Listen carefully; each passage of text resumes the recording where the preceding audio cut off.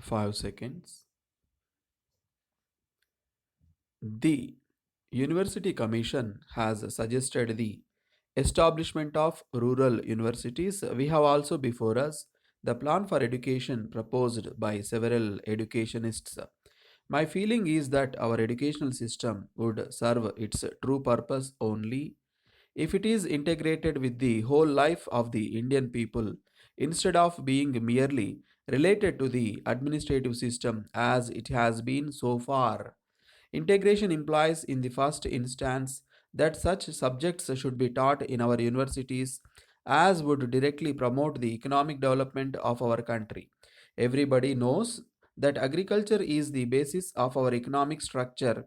Whatever may be the industrial progress of our country in the future, and I think it should and must be an all round one. I am convinced that agriculture must continue to be our main and most important industry. If I am right in this view, it is evident that our educational system should give a very important place and lay the main emphasis on agronomy and other sciences related to agriculture. If we examine the syllabus of the universities, we find that agriculture and related sciences find a secondary place in them. What an irony it is that in an agricultural country like India, there should be almost a complete lack of agricultural education. One of the main reasons why our country has a deficit in food and why our agriculture is not profitable is that there has been a great neglect of modern educational agricultural education in our country. Whatever little arrangement exists today is also such as does not create any interest among the students for agricultural work but only makes them fit for filling some place in the administrative machinery of the government. If our agricultural education is to be of any use, it is necessary that it should be in our own language and in terms of the conditions of our country. Above all, it should be much less expensive than it is today. It is only then it would directly lead to the improvement of our agriculture. Similarly, I believe that there should be some arrangement in our educational institutions for textile education.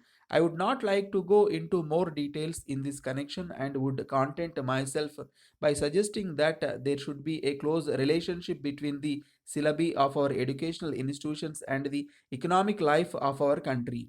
The second point on which I would like to lay emphasis is that our educational institutions should possess statistics which can provide necessary information as to how many educated workers are required in any particular economic sphere, and on the basis of this knowledge, educational institutions should guide students to make a choice of subjects that they are to study there. I think this could be conveniently arranged if there were a close liaison between the educational institutions, particularly the universities and the organizations of industry, public service, and agriculture existing within any state. I believe that if students could get such guidance in their educational institutions, much of the time and energy that they have now to waste uselessly would be utilized to good purpose. It often happens these days that a student passes a good part of his life in studying a subject which proves of no use to him after he has completed his education. If, however, education is imparted under a plan of this type, much of the energy of the youth and the money of the country would be saved from being wasted. It is your paramount duty to keep it every alight and to go on marching ahead. From the Principal Secretary to Government General Administration Department, Government of Andhra Pradesh to the District Collectors. Often it has come to the notice of the government that the privileges of honorable members of Legislative Council and Assembly are being breached by the officers, particularly in the lower rung of various departments in the districts, in the matter of inviting honorable members either for laying foundation stones or for inauguration of schemes intended for the welfare of the people. As a matter of fact, some schemes are started and completed with the funds allocated by honorable members under their Assembly Constituency Development Fund. It is needless to mention in this context that people's representatives' role in the development of state is a paramount, and as such we have to take their suggestions or advice into consideration while formulating schemes for the benefit of the people, and likewise they must also be responded in all aspects.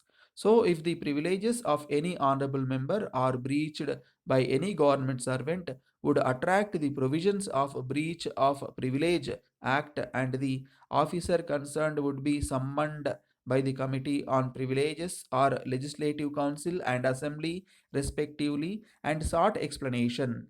If the committee is not satisfied with the explanation of the officer, such officer would be punished under the law.